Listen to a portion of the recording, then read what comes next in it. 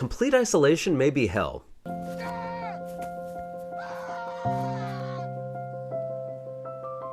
But I'm okay being stuck on a desert island with only a volleyball for company if this is my alternative.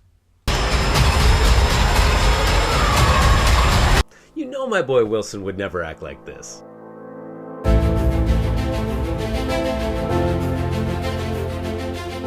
Yo, my son-up cinephiles, Patrick Don here. I'm a fourth-generation filmmaker working in the film industry for the past 15 years.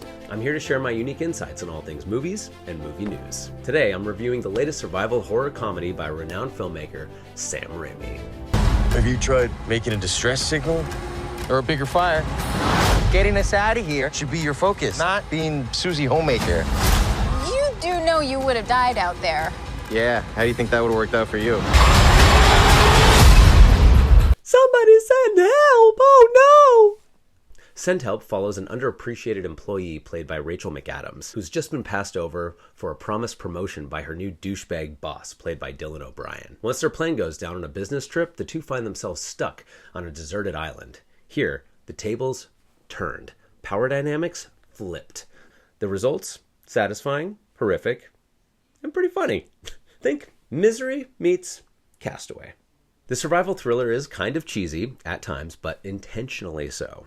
It features great performances by both of our leads, each playing against type. Dylan O'Brien is typically charming, charismatic, and quite sympathetic. However, here he is the epitome of a condescending, privileged asshole. You truly hate him, and he plays this role to perfection. Likewise, Rachel McAdams is playing an unhinged, violent survivalist. It's a far cry from her sweet, doe-eyed character from The Notebook. We see sides of her in this movie we've never seen before, and she knocks it out of the park.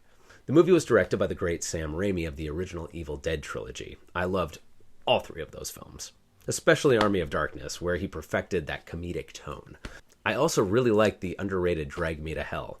However, I was extremely let down by his previous film, Doctor Strange and the Multiverse of Madness. Marvel clearly neutered him on that one. It was completely devoid of all of his mean, grungy edge.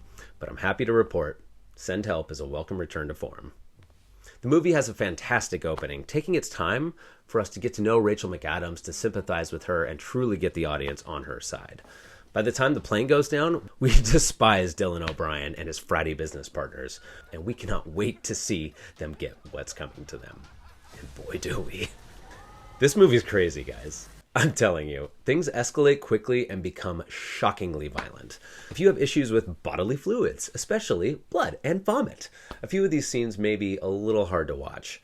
Anyone who's a longtime fan of Sam Raimi will recognize the projectile vomiting is basically a staple of his at this point. There's a lot of gore and gross out moments throughout, but none of them are ever realistic or disturbing. They're ridiculous and over the top. I mean, almost all of them are played for laughs. I will say the biggest negative for me was the visual effects. Many of the shots look straight up bad.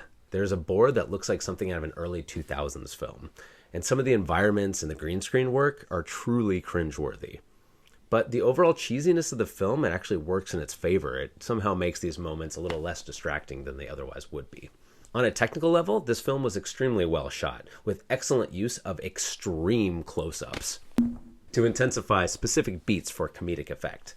There are a lot of twists and turns, like a lot of them. I wasn't sure where they were going to go with the ending. At first, I felt like they maybe jumped the shark and took things a little too far with one particular reveal, but after seeing how it all wraps up at the end, I was just so entertained the whole time that I decided to give it a pass. I highly recommend checking this one out on the big screen, guys. See it in a packed theater. My screening had tons of gasping, laughing, and cheering. It was a really good time. The film's well-paced, extremely entertaining, and above all else, it was just fun. I don't think we should ever leave here. I'm giving this film my second highest rating. Big screen worthy, bona fide banger. My name is Patrick Don. This has been Dawn of Movies. Tune in every week. I'll be giving my unique insight on all things movies, reviews, breakdowns, and movie news. If you like this video, consider becoming a Sun Up Cinephile by liking and subscribing. Who's the last person on Earth you'd want to be stuck on a deserted island with? Why isn't anybody helping?